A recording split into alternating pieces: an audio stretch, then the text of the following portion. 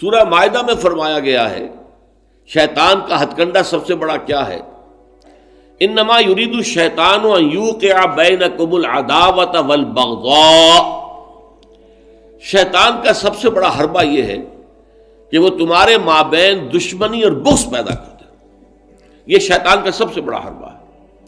انسانی اخوت ہے، برادری ہے، بہن بھائی ہیں، اب ان میں رخنے ڈالنا، شوہر اور بیوی کے درمیان جدائی کرانا. یہ آتا ہے ایک حدیث کے اندر بھی کہ ایک دفعہ شیطان جو ہے اس کے بہت سے کارندے اس کے ساتھ جمع تھے، ہر ایک اپنی کارگزاریاں بتا رہا تھا، میں یہ کر کے آیا ہوں، میں یہ کر کے آیا ہوں. تو ایک نے کہا میں شوہر اور بیوی کے درمیان ناچاقی پیدا کر کے آ گیا ہوں. تو شیطان نے اسے شاباش دی کہ تم نے سب سے اچھا کام کیا. اس کی وجہ یہ کہ اس سے پورا خاندانی نظام مختل ہو جائے گا، اور جہاں خاندانی نظام جو ہے وہ خراب ہو جائے تو پھر اس معاشرے کے تباہ اور برباد ہونے میں زیادہ دیر نہیں لگتی. تو یہ در حقیقت شیطان کا جو حربہ ہے ان یوقع بینکم العداوۃ والبغضاء، تمہارے مابین دشمنی اور بغض پیدا کر دے. تو یہ تبذیر اس کا سب سے بڑا ذریعہ ہے.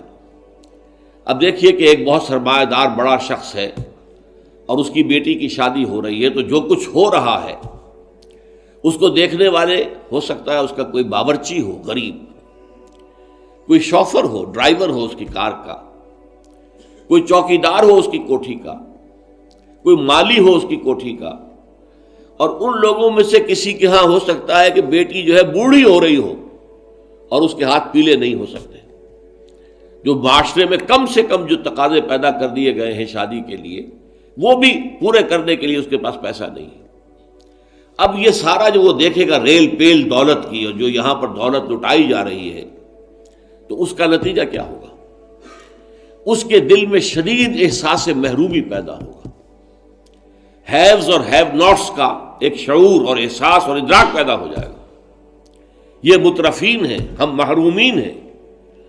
اور معاشرے کے اندر جب یہ احساس پیدا ہو جائے تو پھر اس معاشرے کا عطیہ پانچا ہو جاتا ہے.